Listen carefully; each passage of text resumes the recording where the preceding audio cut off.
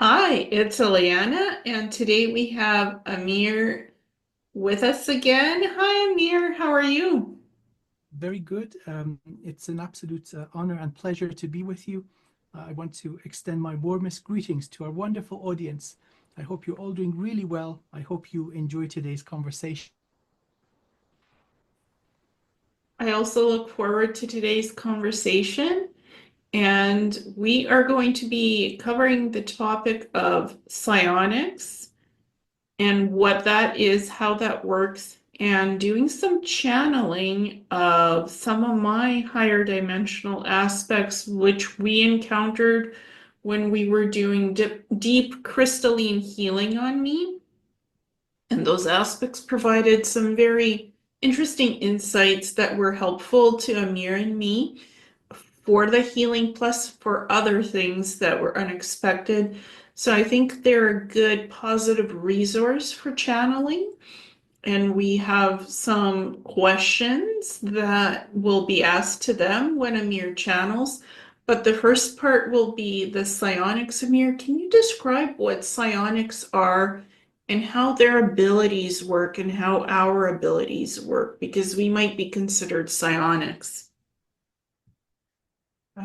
The human being is more than just the physical. There's overwhelming evidence towards this. And so, based on that premise, looking into the energetic structure of the mighty human, it goes far beyond the crown chakra and far beneath the root chakra. It's in the archetypical human, best way I can describe it is like a tree. So the tree of life is in fact the healthy, empowered human being. So above the head, we have the branches going from the soul star connecting to all domains where a shard of the infinite soul exists. And then beneath the feet, we've got the root system filling the entire planet and connecting to the grid. If all of this works, and if there are no injuries and no blockages, there is a constant flow of light, not photons in the physical and energetic sense, light codes, life force, light of the beloved divine and the soul, the infinite soul that flows in through the crown, through the body, and then is anchored into the planet. And so this is a flow of information, meaning that we have access to the wisdom of the infinite soul and all shards of that infinite soul in this body. And so when that process is working correctly, then we have access to many abilities like remote viewing, like telekinesis, like telepathy, like portal technology, and many other things, healing abilities, defensive and offensive capabilities. And then it must be noted that this is every human being's birthright. Now, um, some souls do the work, and so they manage to heal and open this path of life force at an earlier stage, and so they are born healthy and active. And some souls are attempting to do it in this lifetime. And so it's all the same process. There's really no great mystery regarding being psionic. It is just a sign of energetic strength, vitality, and health. Because right now, there's disclosure in the mainstream and alternative media, like Jake Barber coming forward that the government has had reverse engineering programs and aerospace companies where higher consciousness extraterrestrial crafts have been recovered and psionics people with gifted abilities in the military or the aerospace contracting industry, perhaps, they were able to call the crafts down or connect with them consciously if those crafts are remote controlled, or, if there's beings on the crafts that they could call them and bring them in. How much truth is there to that information, would you say? Well, if a certain civilization is traveling through, let's say, vast distances, they're not going to traverse it through the first four dimensions. They will access it through higher dimensions, connecting points in space-time together. So by very definition, they will be multidimensional. And so therefore, a quote-unquote psionic, which has access to all aspects of their consciousness, would be able to connect with them in this way. So essentially, nothing is hidden. Space and time are just illusions of physical reality. In fact, everything is freely observable, including thought processes. So a civilization residing in the ninth dimension will have access to the thought processes and emotions and vital life force of all humanity and all life for that matter. And so they may be also curious on observing the natural evolution of humanity. And so when certain humans reach that level and access them through, let's say, the ninth dimension, they would absolutely respond out of interest. So we're coming to that stage where more and more people are reaching that state of liberation and health and strength, pulling in sufficient life force from the infinite soul, and also pulling up enough energy from the planet. And so these go hand in hand. Earth and humanity have a symbiotic relationship. At earlier stages, earlier iterations of humanity, when the Earth was still at a greater state of health and strength, by the time a human child would reach puberty, they would upload all their soul information connecting to the natural grids of the planet. That is actually occurring once again, thanks to all the wonderful people who've been doing grid work to great danger and to great cost of energy. They've been successful. So that is really the mechanism. We are all connected at one level or the other. We're just shedding the illusion and making contact.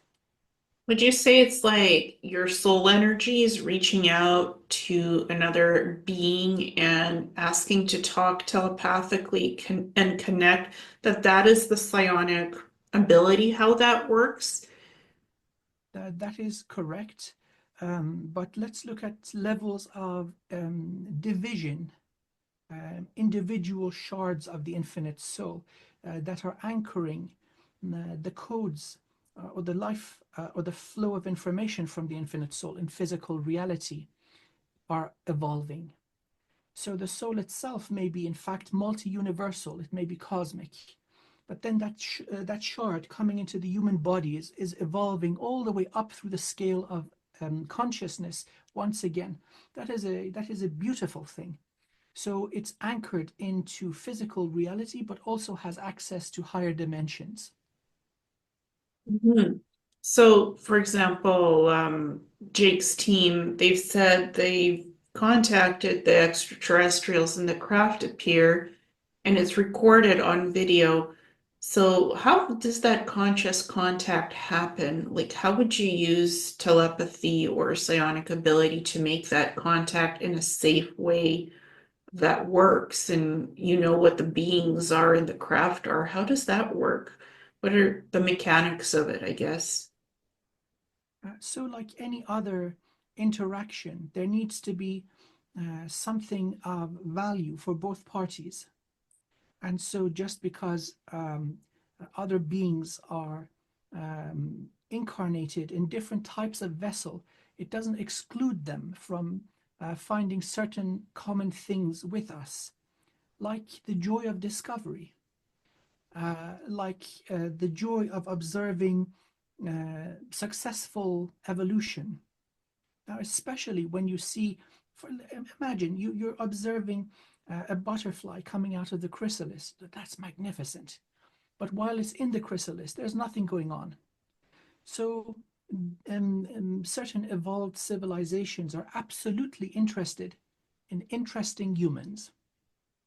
So if you're boring, if you're running on the treadmill in the matrix, doing a 9 to 5 job all day, every day, eating Cheetos and going to bed, you're not very interesting. By very definition, these psionics are demonstrating, in fact, beyond denial, the evolution of humanity, or let's say humanity reaching that state of consciousness once again. And so they are absolutely interested. So that would be their motivation. The motivation of humans, on the other hand, can be questioned. What is the motivation of these groups for contacting, let's say, non-human intelligent beings? So I wouldn't be too concerned about, let's say, misappropriation of technology. They have access to multiple dimensions of reality. So if they think that something is stolen or misappropriated, they can take it back quite simply. So in this sort of scenario, it would be beneficial, like slowly but surely, drop by drop, filling the container and removing the illusion that we're the center of everything. Many people are already in the know. They know what the truth is. I think that would include most of our wonderful enlightened audience. Yeah, most people are like, how do you do CE5? How do you do safe contact psionically or telepathically? Like, there's apps for it, and people gather and sit together and meditate and consciously reach out. But what are the ethics of it and the mechanics of it? How do you consciously reach out to a being and start talking? Is what's the basic protocol that everybody can walk away with and try out that we can maybe give them as a basic little starter? So the C5, if I'm not mistaken, this is the approach of Dr. Stephen Greer. Yes, So contact protocols. yes, this works. And so the gentleman is very clear about his understanding towards a practical and functional approach. It's all about raising a signal above the baseline. Unfortunately, the baseline of humanity is zombie mode. Fear, aggression, greed, the very, very primal forces that animals also have. So Mhm. demonstrating a concentration of something different that is very interesting. Imagine you're observing a culture of bacteria under the microscope. You're just zooming left and right, and suddenly you see something that stands out. That is the protocol. So certain energies, and these are basically under our control. By definition, humanity is capable of um, emanating and holding any frequency. So something that is of the nature of love, truth, sovereignty, bliss, and above, connecting directly to the beloved source of all things. That is very, very interesting. And so, with that energy, let's say sublime divine bliss and love, you can then send out a call. And Mhm. so, the procedure would also include helping them a little bit, thinking about our solar system, looking at a photograph of our galaxy, the planet, where we're located. Then, either, yeah, just shine a little laser in the sky, make it really easy. Usually it's successful. It's more successful than not. So more than 50% success. Now imagine that this is done in harmony in a group. The effect of this becomes significantly stronger. So having a group of people without fear, with pure intentions, embodying the energy of grace or love, and then sending out a call with their consciousness. Hey, come join the party. It usually is successful. Mhm. And I just did a kind of like an experiment with a C5 several weeks ago. And I had my phone out and I went out there. I didn't use a laser pointer or anything. I just said, I want the Pleiadians to come in, please, the positive ones. And you also said positive intent for who you're inviting in, and you said in the protection. So you're not just having all the universe show up for the party, all the beings in the universe. It's like, come join us. We're having a meetup. Well, some meetups you invite, groups of people in, broader, smaller. It's same for this. I said, I just want to see a positive Pleiadian craft come in. And then I started, the sky was clear for like 20 minutes when I set that intent. And then I had raccoons come in for dinner. They came in to eat. So Larry the hairy raccoon came in first. So I said, hey, Larry. Hi there, Larry. That was a small distraction. And then I said, focus. I want to see a Pleiadian craft. And then the sky was so clear that I started seeing these points of golden light shooting up. It wouldn't show up on my camera, on my cell phone, but it was showing up in my eyes in the field. And the neighbor's house lit up. So I was seeing this, I think, through a consciousness perspective. Yes. Yes. And I think they were semi-cloaked. So it was kind of like half cloaked, half uncloaked perspective because I could see them popping in and out. I could see it with my eyes, but it was so fast. It was like a minute and a half. Yeah. That's out of concern for their own safety, Mm-hmm. because Earth is heavily shielded and under strict control by species that I call the frickin' pirates. Those that are involved in harnessing and harvesting humanity. By the way, I mentioned this with a additional piece of good news that the infrastructure of their presence is being eroded. And so we're moving now through a transition period where they shall no longer be able to coexist with us in the fashion that they have. But very much so, those that are not part of the pirate system they're in danger. So they may come in, blink into our consciousness for a short while and then quickly exit. So crafts appearing for longer periods, I would imagine they are significantly more advanced than the pirate species, the pirate collective, meaning that they have evolved beyond the sixth dimension. Seventh and above, they don't need to fear the pirates. But then also, things always go wrong, no matter at what dimension you exist in. Accidents may happen, and then they've got to invest a lot of energy in cleanup. So it's Earth is still a rough neighborhood, and so they do have concerns for their own well-being, but in the form of appearing, responding. I think that if our wonderful audience do actually try this, they will be successful. I think the best time would be pre-dawn. Most people are sleeping. It's kind of energetically lighter with people in the astral dreaming away. So that would be a good time to try and do this. I did it at like 9, 10 p.m. People were in their houses, though. It was the twinkle lights were on everywhere, but it didn't interfere with what was happening in the sky. So it's like nighttime seems to be also when this happens a lot.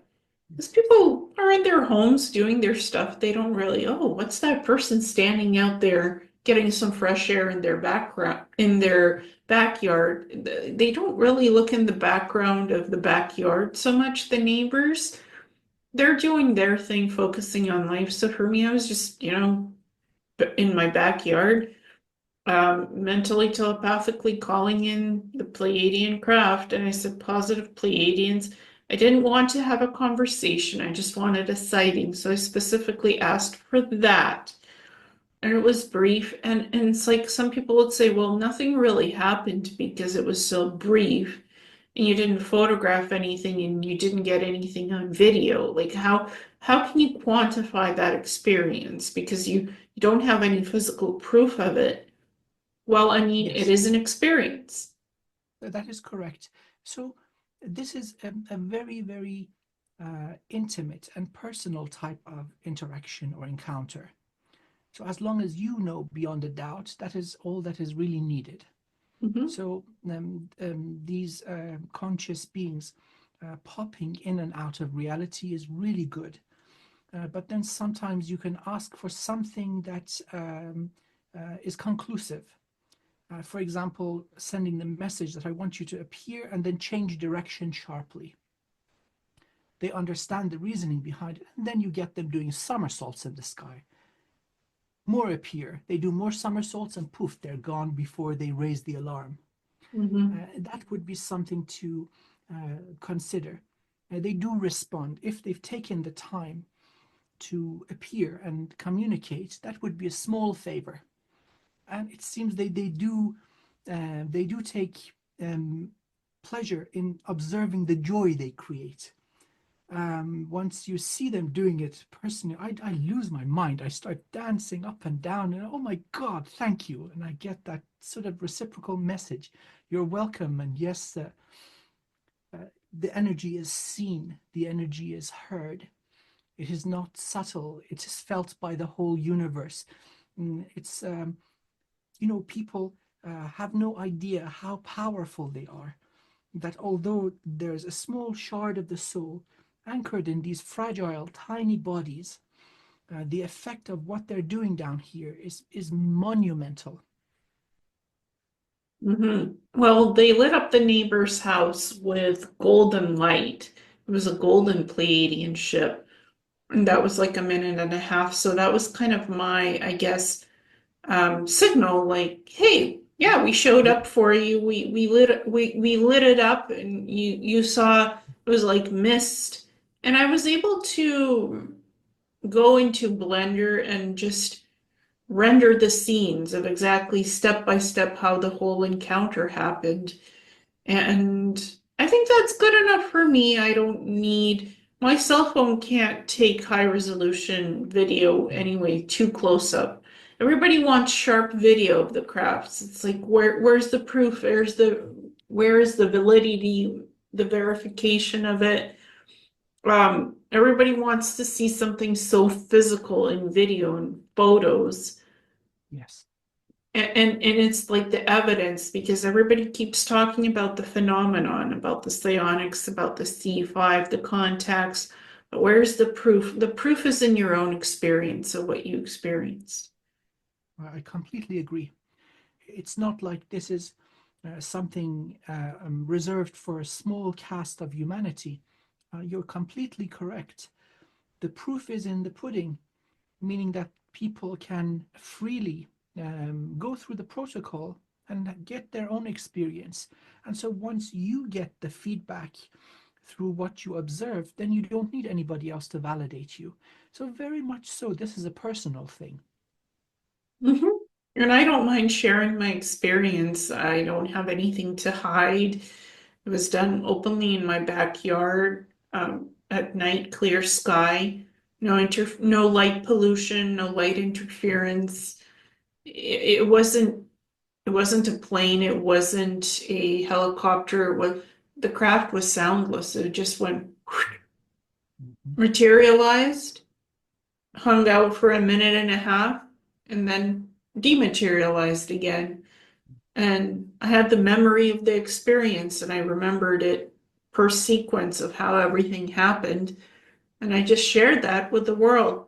Uh, and that's enough for me as my honest truth. Correct, correct. And so this is something that can be validated through the scientific method. One of the conditions is that an experiment be repeatable Mm-hmm. and be independent of who is conducting it. And so others going through the same procedure will get similar results. That's the validation of the whole thing. Uh, Yeah. And I mean, what you can do if you're doing scientific experiment, the proof is asked. You have a video camera, a mirrorless camera, or some kind of advanced equipment that can actually capture 4D video and images. Like in that kind of an experiment, you would have to record it somehow because um, it's a scientific experiment.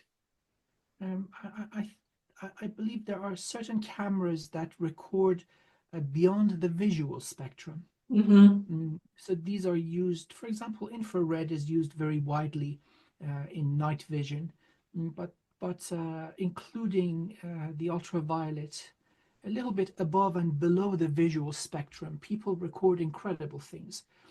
This has been known for quite a while, and I think these are pretty much available. They're not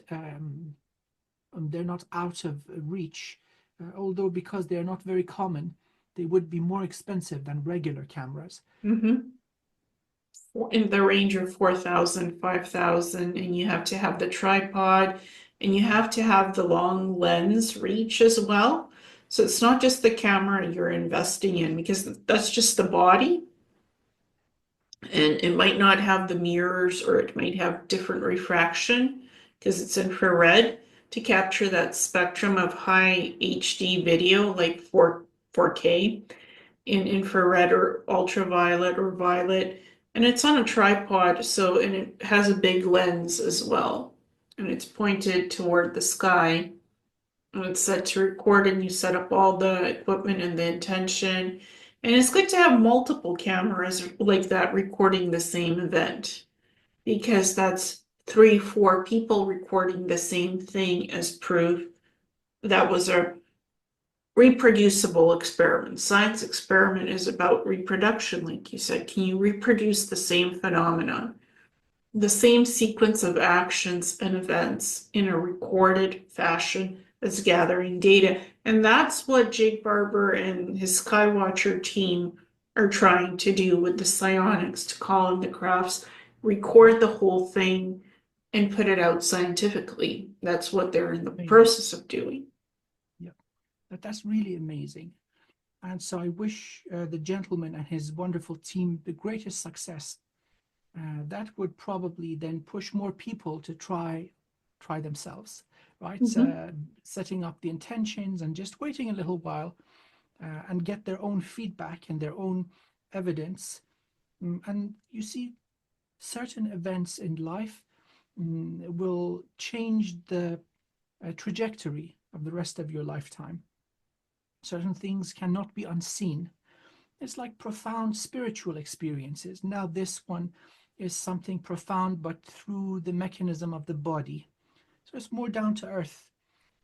So, therefore, more accessible to more people. The objective of such types of experimentation is really breaking belief systems. If a certain individual already believes that the human being is more than just the physical, they've got a head start. So they don't require certain types of evidence anymore. They already know. Uh, and so this is not a matter of belief, it is a matter of knowing. So whatever helps people basically correct their belief systems towards something that is true, true as in scientifically verifiable. That is a good thing. Yeah, and some people want to do documentaries about what are psionics and go on a journey to do CE5s and discover what is the psionic? What is all of that about? It's about you working with your energy. It's about you opening up a frequency in the brain, the mind, and the soul and connecting to anything literally. It could be the stars, the universe, because that's alive and that's sentient and that talks back to us, uploads, downloads, or the higher consciousness extraterrestrial beings, or your cat or your mom or the neighbor next door, telepathic communication. It's all part of psionic talk, talking to your body. That is all psionic work. It's the psi. It's like the Jedi raising their energy, and working on their craft, advancing Yes, their abilities. The more you do it, the more you're connected to everything and you're plugged in. yes, yes. And so um, many major projects they start with the wrong premise, focusing on obtaining or having technology. The truth is we are the technology. So the uh, structure of the human body, physical and energetic, is capable of multidimensional travel. Some are capable of being in more than 1, 2, or 10 places at one go. So the path towards this would be um, getting to that state where the body and energy structure is healthy, where there are no blockages. The rest happens naturally. Now, we're living in a world that is polluted.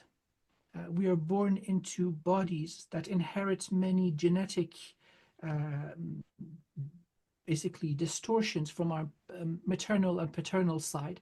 Then, of course, there are karmic issues that bind us quite literally. There are injuries to the soul shard or the light body. Although we go through many incarnations, these injuries come forward with us, although we don't remember in the conscious mind. That is impossible. So any type of energetic healing or cleansing that removes these blockages, heals the injury, and restores the flow, that is the way forward. Yes, and I found even when I'm at my worst in terms of pain, physical pain and stuff, the mind is so plugged in, it can go anywhere and do anything because it is beyond just a physical body. Yeah. So perception is your soul is the healthiest. Even if your body is not the healthiest, you can do anything you put your mind to. Intention, soul energy, vibration is beyond a sick body. Honestly, to me, it's like somebody could be tired, in pain, and consciously reach out to ETs and they'll show up. They'll show up to the party and they'll have a good time with you because it's a blessed connection. That is true. If somebody wants to come, they'll come no matter how you're feeling. If you have a positive intent, you can reach out consciously. It's not about being your most healthiest, your most top level, your best. It's about having a pure intention. Because Agreed. life, we go through stages of life where there's ups and downs. But if you put your mind to it, you can always do whatever you want to achieve beyond the limitation of physicality. That is the consciousness of the soul gift. That is absolutely correct. The body is the physical body would be like a pen, Mm-hmm. and the soul shard or the light body is the hand that wields it. If the pen goes dry, you can pick up another. That's Mm-hmm. the process of reincarnation. So this that wields it is infinite and eternal. And so it's always useful to have the pen. There's great utility to this, but it is not everything. And Mm-hmm. so therefore, it's important to know that there's this continuity and basically going through one body to the next is very, very frequent. We're down here by choice, and the reason for being here is learning how to write beautifully, going through experience of hardship, trauma, pain, suffering, injustice, and rising above it. Mm-hmm. Exactly. I mean, I'll give you an example. I've just had two teeth pulled like just a week and a half ago, so I'm all sewn up in my mouth, literally. But I can talk. People have said, amazing, like how through all that pain, how are you able to overcome that and still be plugged in and do the work? Because I'm continuing to do all kinds of psionic stuff. I'm like, I don't let anything get me down. Teeth, hernia surgery, whatever. It's just the physical part of the body healing. My mind still goes out and does what it usually does. I can't stop it. Even if I'm at my sickest, I'm out there doing this stuff. I can't stop because it's just on. It is still wanting to do what I usually do, no matter how I feel. So it's just a choice of looking at the positive and doing what feels right to do. That is beautiful. It's overcoming shortcomings of the body and base nature. Mm-hmm. Not just pain, but the very existence of our emotions and instincts. It is very much so a choice to establish harmony. Yeah. The pain is there. We know it's there. We Yes. feel it. Mm-hmm. And yet we choose not to be ruled by it. Yeah. Yeah. And so with other things, you may feel emotions of fear or anger. We honor them. They're always in their rightful place, but we do not act or decide or live by them. Other faculties come in, and so that's basically a sign of refinement. Yeah, I had half a tooth cut off because one of the teeth is so close to the nerve. So it literally sewn up in a pocket. My mouth feels sewn up. And there's literally pieces of bone sticking out in that area because the bone is shifting and adjusting. So I'll have to have that bone shaved off. You know, it's Mhm. bone spurs, protrusions. Because when you get tooth surgery, sometimes they have to cut into your bone and remove bits to get to the tooth. And then they sew you up and later, once everything is healed, you have to get an adjustment for it not to stick out of your mouth. So I have to be patient. And I'm like, it's super uncomfortable, but you know what? It's not the end of the world. It's not an existential crisis, let's just say. Um, at first I thought, oh my God, how am I going to get around this? And then I said, calm down. It's okay. It's just a physical feeling. It's not a permanent thing I have to have. Yes. It's my decision to have it trimmed when the timing is correct, when everything is healed. And it's very close to the tongue because it's the gums, it's the lower gums. But I said, you know what? It's just a physical aspect of sometimes things go a little different than you imagined.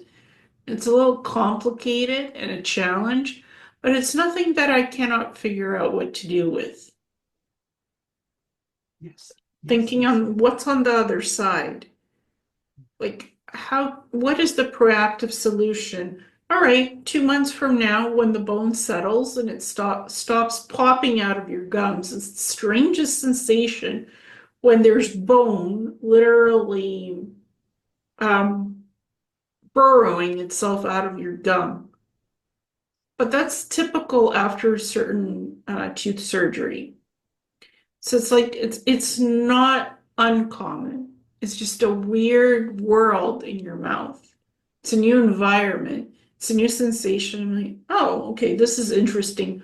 Log it, let the oral surgeon know, and be insistent.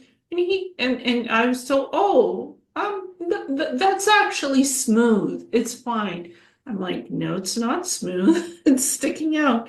And I'm like, okay, well, we'll address it down the road when the healing is done. And he said this, you have to let the natural healing do its work because the body will do the healing. Then we can trim the excess that doesn't need to be there. And yeah, that's smart. Let her go. Yes. The body does the healing. That is so true. That is the case for every single type of healing. No matter what the nature of the injury is, the body heals. And no matter how the process of healing is kickstarted, whether it's through a pill or through, let's say, radiation or through touch or through energy, again, it is the body that does the healing. Yeah, I don't believe in pills. I don't believe in needing radiation. I believe in nature doing its work and working at it with your mind and the body. Connection to give you patience and strength. Sometimes that's all you really need to wait until the job is done. In some cases, like mine, because it can't get rid of the bone right now. I don't have the dental tools to shave it. That's not my job. That's the oral surgeon's job. My job is to say, this is what I feel, this is what's going on.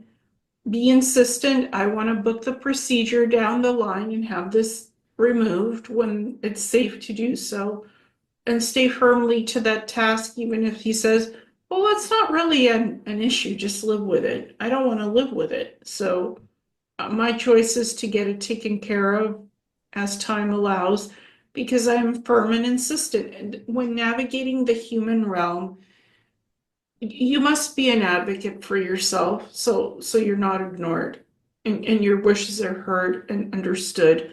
That's verbal communication, telepathic communication, free will choice communication, I think. It's the Yes, responsible thing to do. yes. And the number one rule would be self-love, Mm-hmm. not compromising on the well-being, on the dignity and sovereignty of the self. This is very important. It's the theme of life plans or journeys for many, many souls. Just to learn this one thing, there's always the temptation to overgive to the point of sacrifice, and people neglect that they are worthy of that love first and foremost. And something else, kind of on the sidelines, but worth mentioning, that the body has a certain capacity to heal and restore. And once Mm-hmm. things go beyond it, then things may become irreversible. So, say, for example, leaving something right to the stage where it becomes life threatening. And so, a good example is looking at the way modern medicine is able to treat cancer successfully in early stages. Mm-hmm. And then, if this is left and it metastasizes and just grows out of hand, then there's not much that can be done by any method. So, this process of self love and self care must be ongoing. We shouldn't neglect things for long periods of time and then wondering why nothing works. That's the body has just been overwhelmed.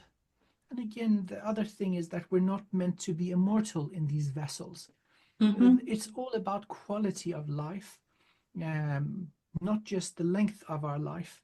And so, again, thinking about doing this procedure and getting it done correctly right to the end, that is going to give you quality of life.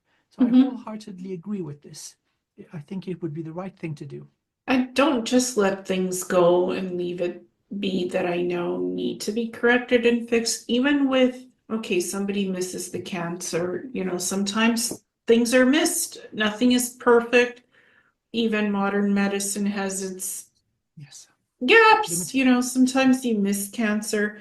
Even if somebody has cancer, honestly, the soul is eternal. This is just a physical body expression.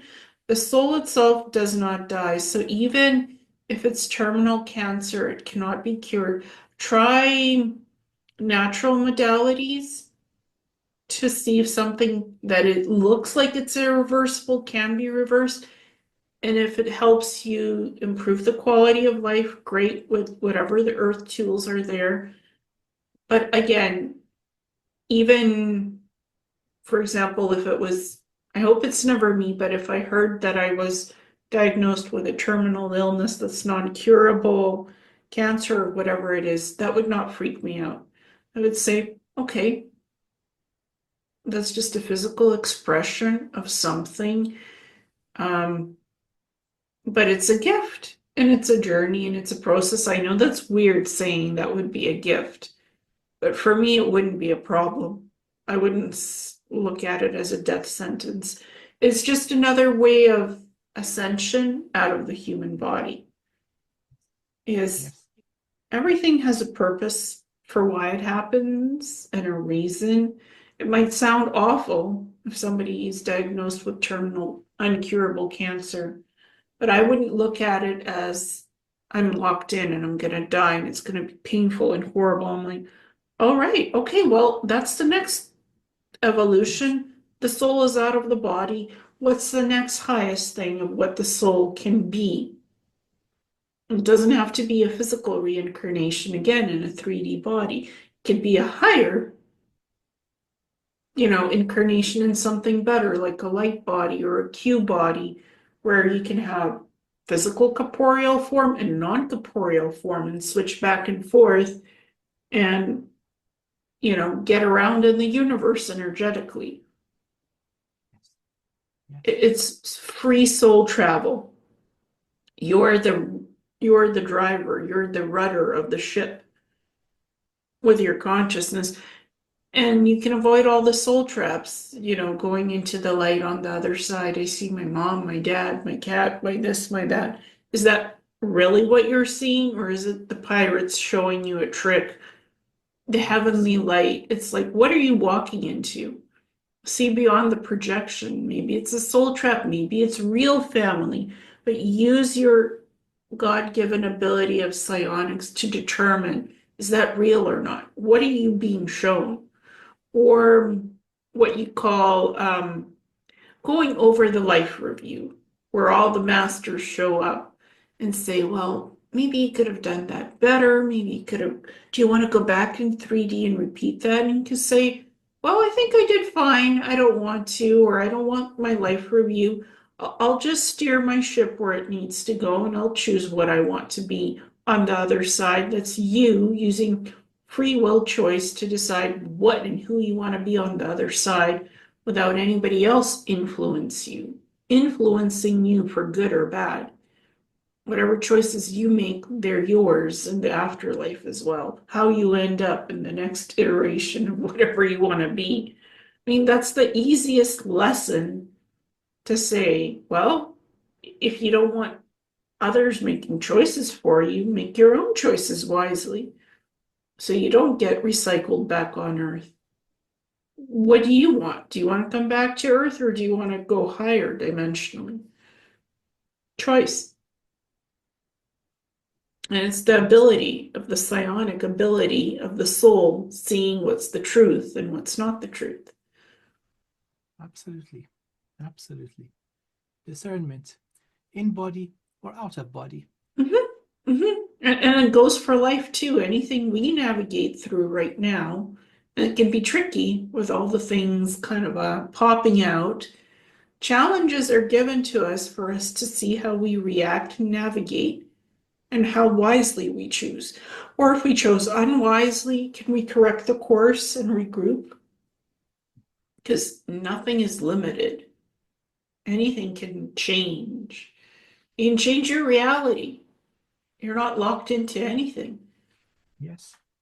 Yes. And through um, um, shamanic practice, I know this to be a fact that things can be changed back in time, forward in time, in other timelines. It's all a continuum. And so the consciousness is, and Mhm. everything else exists at the same time. And it is within reach of all humanity. Nobody is exempt or left out. And so, therefore, this whole process of forced reincarnation, very much so, is a con, Mhm. is a trap. We don't need to come back in human form if we don't wish to. Yeah. And I'm not heartless when I say if somebody gets a cancer diagnosis to just say, you know what? It's the greatest thing in the world. I now can move on and ascend. Everybody's different how they react. If it was me, I would say, great, I get to experience the next iteration of something beyond my physical body. That's just my reaction, how I would react, because I'm not worried about how long I live, how much I have time here or not. It's not my main concern. While I'm here, I experience and do the best that I want for what I want to experience. I'm not concerned when my body expires or how it expires or Yes, my desire is to not suffer and not prolong suffering and not suffer like needlessly, that's always my priority. Um, if you're gonna go, you're gonna go. Enjoy what you have, live your life, and count the blessings of what you have today, because tomorrow is not really guaranteed, that on is Earth at least. absolutely true. Yes.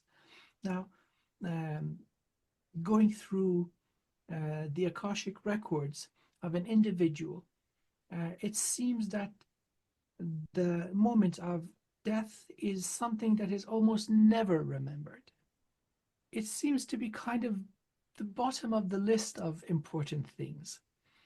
The stuff that people really hold on to are moments of profound discovery, deep, truthful love, excitement, going through rites of passage and evolution. Mm-hmm. So that's really the purpose, the same way that the moments of birth and infancy are kind of really not relevant if they are in health and in good shape. Now, the same way this is true for the moments of weakness and passing. They're not really that important. While we are in a condition where the body, the mind, and the spirit are working in harmony and they are functional, we need to just continuously improve ourselves. And so it is not a race, it's not a competition. It's just every day we try to do something a little better, Mm-hmm. become a little more aware, more capable, more wise, more knowledgeable, more loving. Mm. But some people are sad or afraid of death, and they're like, "Oh my gosh, this must be some kind of a punishment." It's not a punishment. It's just earth stuff that happens in a physical body in a physical world. Sometimes things are out of our control, even if we pre-planned things a certain way when we come to this world and the plan changed, something went differently, and we got sick and we pass away. It's not something to blame ourselves for. It's not something we attract or wish for. Sometimes random things happen to good people. Bad things happen, and it's not a punishment. And wondering why me? Like, why? Just work your way through it to the best of your ability and not punish yourself for Yes. So, stuff like that. towards this, towards relieving the suffering, because the suffering comes from misinformation Mm-hmm. or misunderstanding. People think that the purging or shedding the human body is equal to loss. Now, that is not true. No. So, something that would give them immense calmness and certainty would be coming to the realization of this fact. Certain things like past life regressions or going through maybe whatever method that would be, whether it's something like QHHT, Dolores Cannon's approach, or through a shamanic healing, um, remembering, oh, yes, I was in this other body, that lifetime, I did this and this and this. Then there's that certainty that there's a continuation of consciousness. So the beloved self is immortal. Mm-hmm. And this is also true from other beloved people around us, that they are also continuous. There is no loss. Mm-hmm. There's just cycles of transformation. Mm-hmm. Exactly.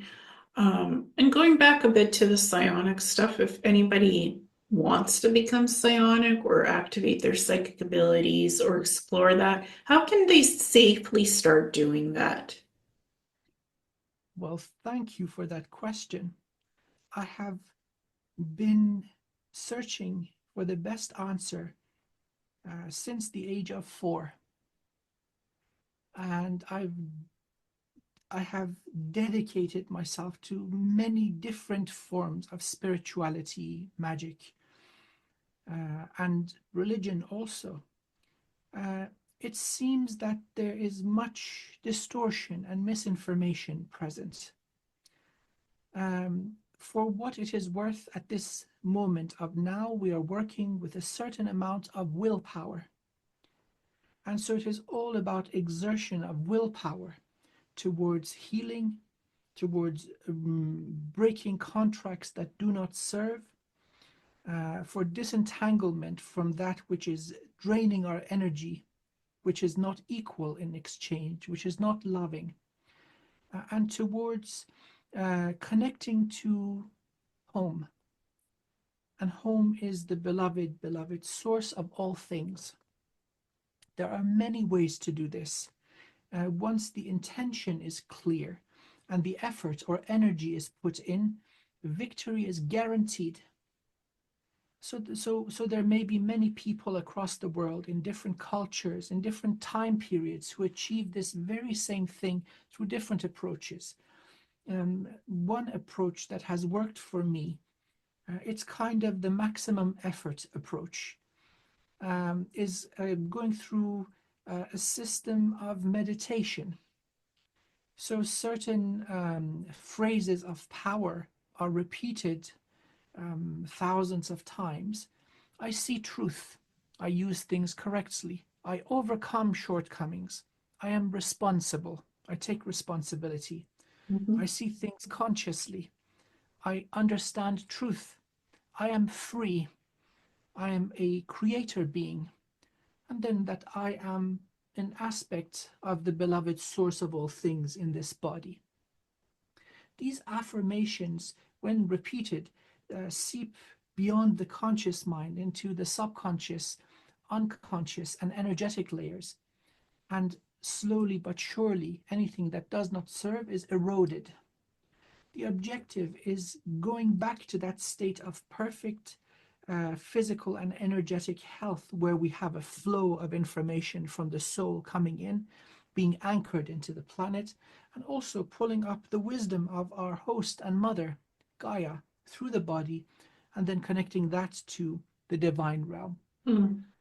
This is a very real thing. It's a modality called the Kujikiri. I do teach this.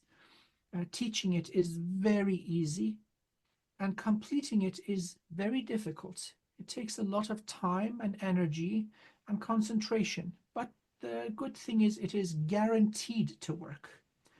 It's irrefutable. Anybody who completes it will achieve that liberation and evolution that they seek. So it's just a process of exerting your sovereign willpower over and over and over and not taking no for an answer. The Yeah. example with the little shard of tooth that you were speaking about, you're exerting your sovereignty and willpower over and over and over and not taking no for an answer, whether it's the doctor, the surgeon, whether it's one of the frickin' pirates, whether it's some other unknown condition. Nothing, it doesn't have to be in the conscious mind. Maybe it's affecting you. Well, It's it's just saying, uncomfortable. My tongue is lacerated by the bone shard, but you know what? It's a temporary feeling, it's a temporary state of existence. I know I don't have to live like that. There is risk removing that bone. He said, you know, you might lose taste, you might lose sensation, your tongue might work differently. And I'm like, none of that scares me because that bone is protruding out of my gum, and that is not good either. If he uses safety and precaution and just puts a tongue blocker under my tongue or moves my tongue, anything can be adjusted in the human body. It's good that he told me what the risks are. This guy's a straight shooter, and I appreciate him telling me the truth. yes, Um, he tells it like it is. He tells the truth, which I like. I can appreciate honesty. That to me is valuable. I'm not worried about the risks because leaving something sharp in your mouth is also not good. It's not comfortable. It's going to be hard to chew like that. you know, Ileana, this is a perfect analogy for the human condition, that Hmm. over multiple lifetimes we have been afflicted by so much trauma, so many injuries, so many entanglements, and of course it is not a comfortable and positive and enjoyable thing. And so, with the cost of going through another procedure, you are liberating yourself. This is the only way. This is true for spiritual enlightenment and the activation, or let's say re emergence, of psionic gifts. And so, this level of damage that the soul shard or the energy body is covered with, this doesn't happen overnight. And so, No. therefore, healing and liberation is not a switch that you flip and you're done with it. It takes time to undo what has been done. Yeah, and it's also proactive choice. I see the oral surgeon on Tuesday for a follow-up just to see how everything is healing. And I'm going to book the procedure because the healing is 1 to 2 months to see how much the bone goes to the surface, how much the bone shards pop Mhm. up. So you have to wait for the bone to settle. Yes. And I did my own research reading about it because he didn't really tell me. He said everything needs to heal, but it's like, oh, the bone keeps moving and shifting, so more of it might just come to the surface of the gum. Mhm.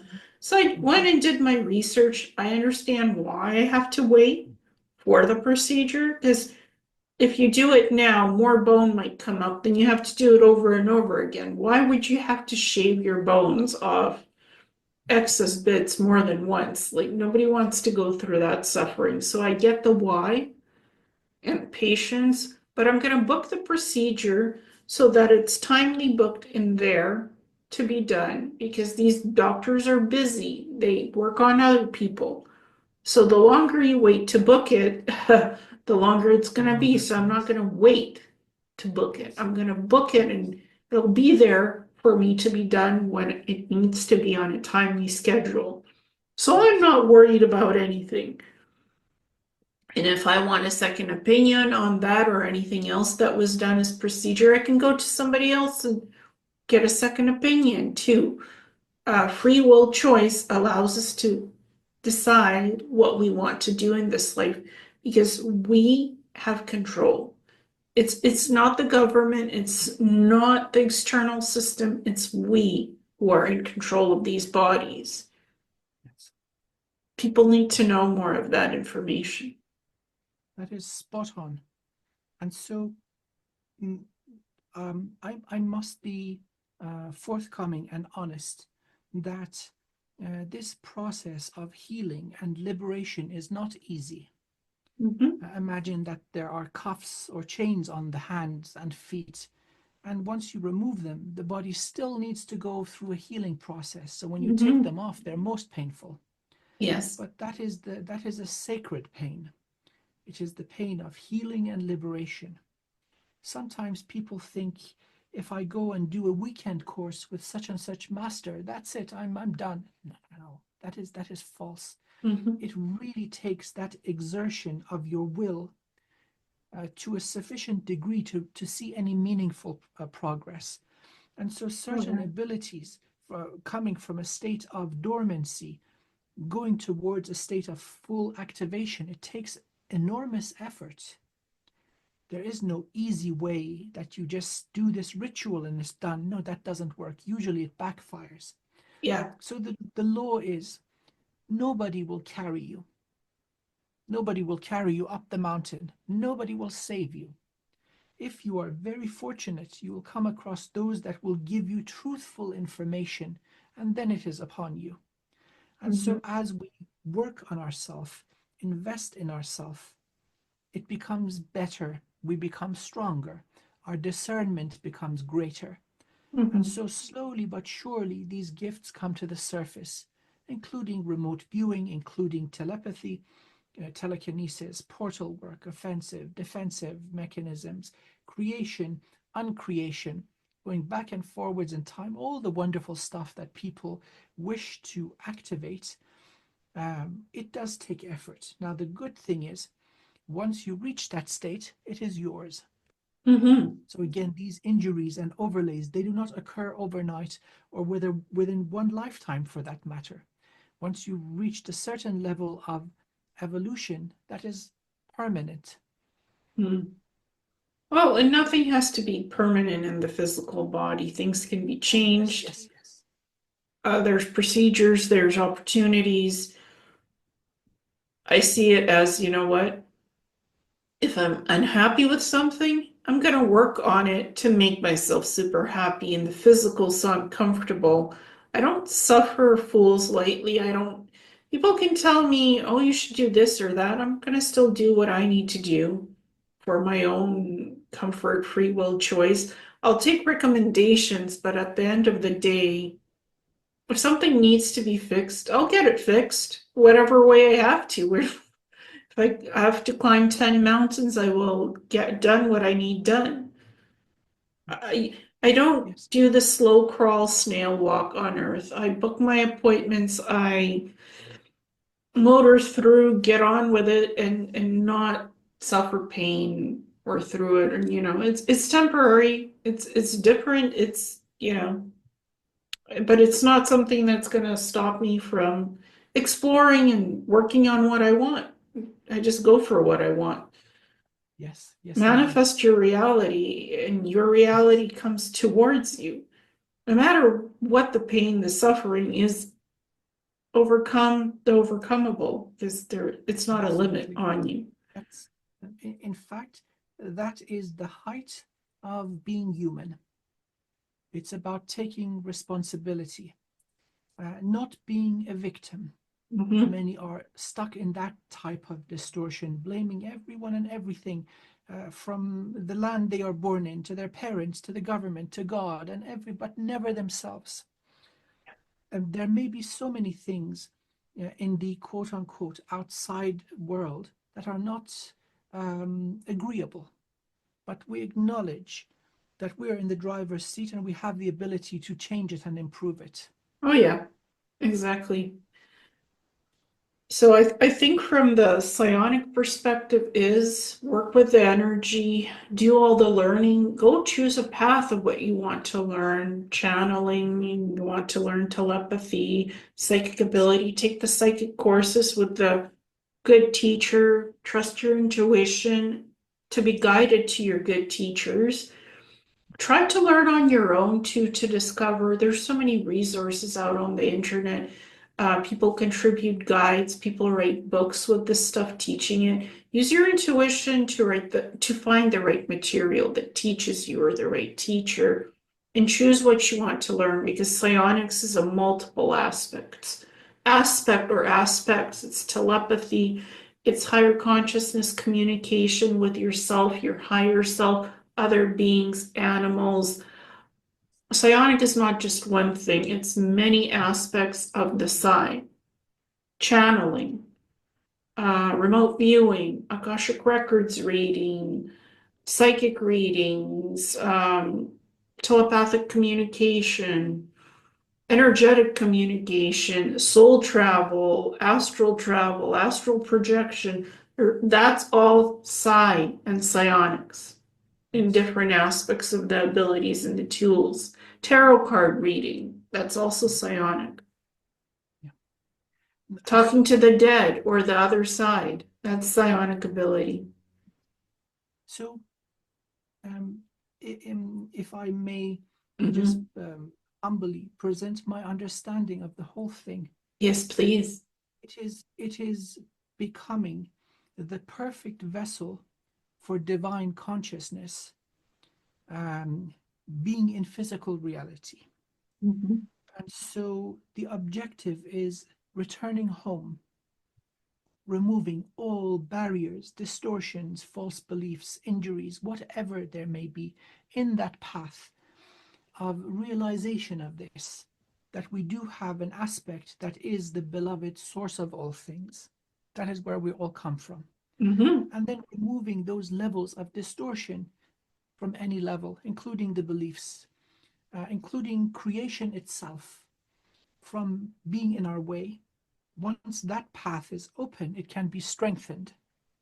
Hmm. Through that, it is that we are able to uh, utilize, activate, and bring to full power all of these gifts.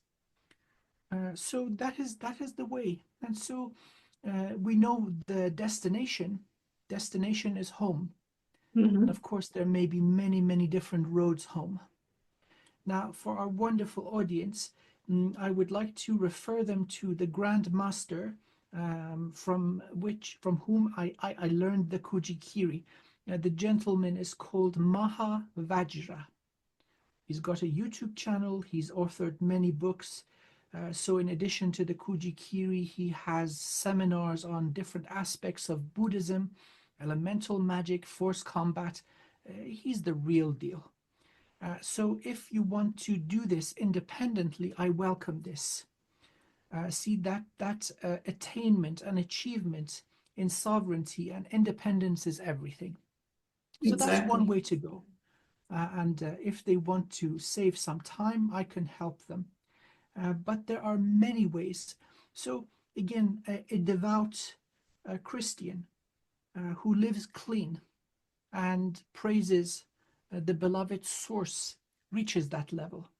Same for a Muslim or a Jew or a Buddhist.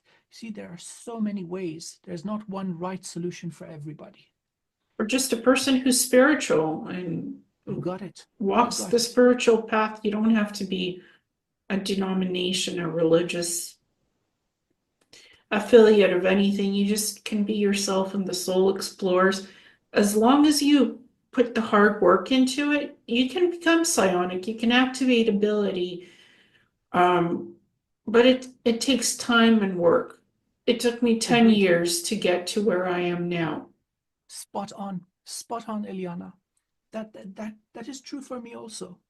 So you may have little sparks here and there, but it needs to be refined. Yes. And so this takes work. Mhm. There's no way out of that. Yes. Yeah, exactly. Learn knowledge. Knowledge is power.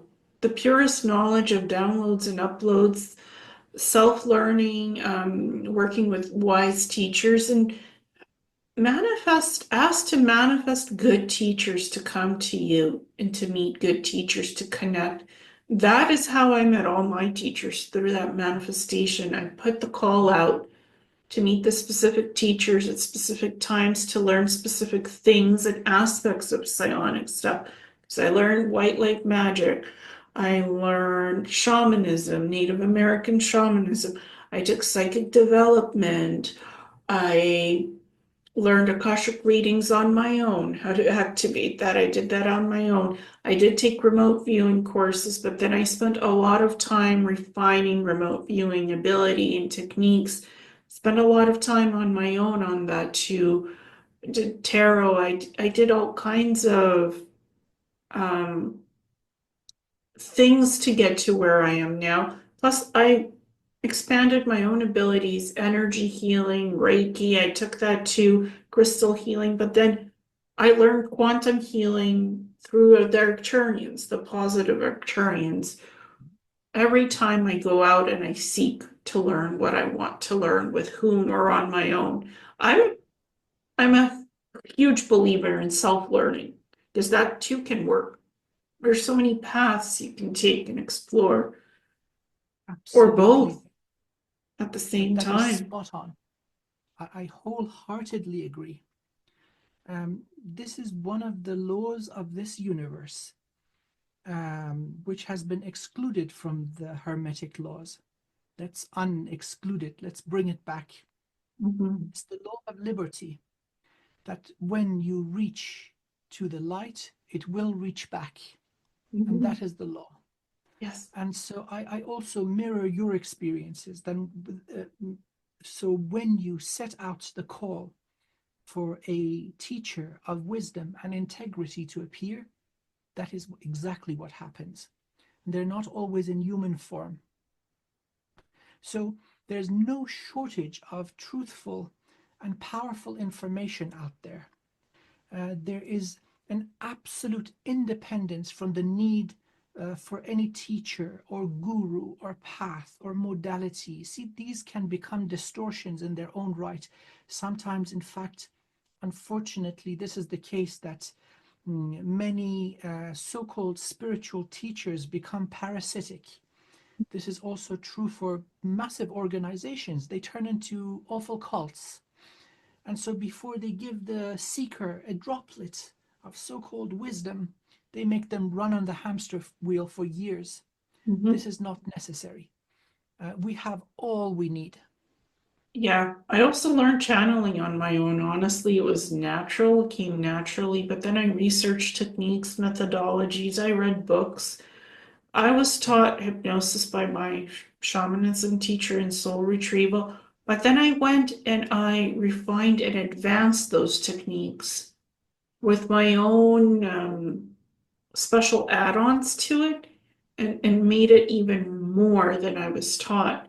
Because I wasn't afraid to explore out on my own and self-teach and self-learn.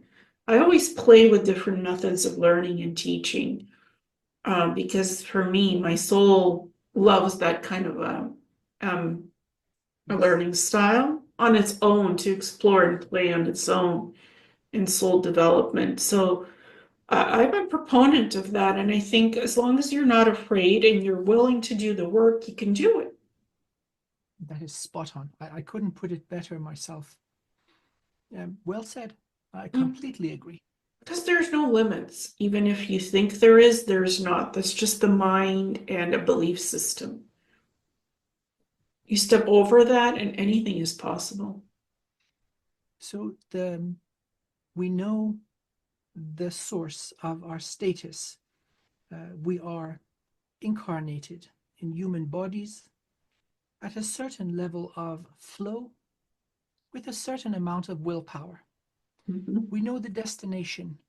It is returning home, knowing that in fact we are the beloved source of all things, and we wish to be the resistance free, optimal vessel or channel for this divine energy and consciousness.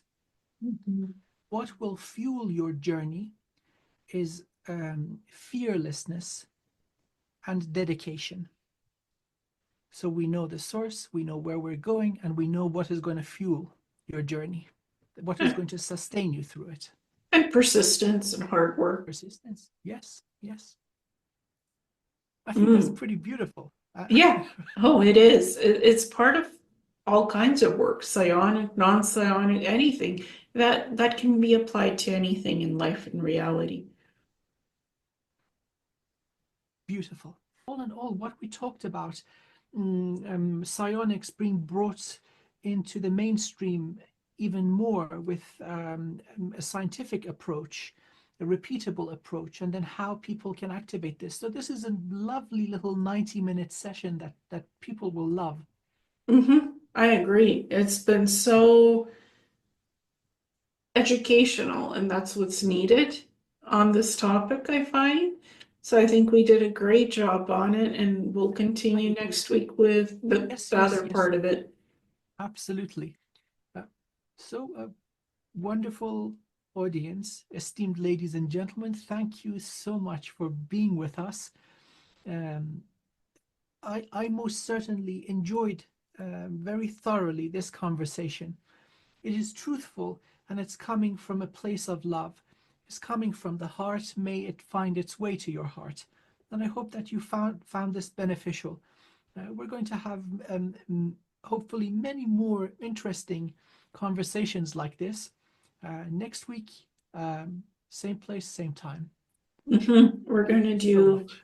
we're gonna do a channeling next week to show folks how you connect to other beings and how you have an experience, a profound experience with questions that both Amir and I put together, and I think it will be a fantastic second part experience to this. So thank you so much, Amir. Thank Blessings. you, Ileana. Thank you so much. It's always a pleasure and an honor. I hope that you enjoy the rest of your day. And enjoy the rest of your beautiful evening. Thank you so Thank you much. so much. All the very best to you. Take care. Bye You bye. too. Bye bye.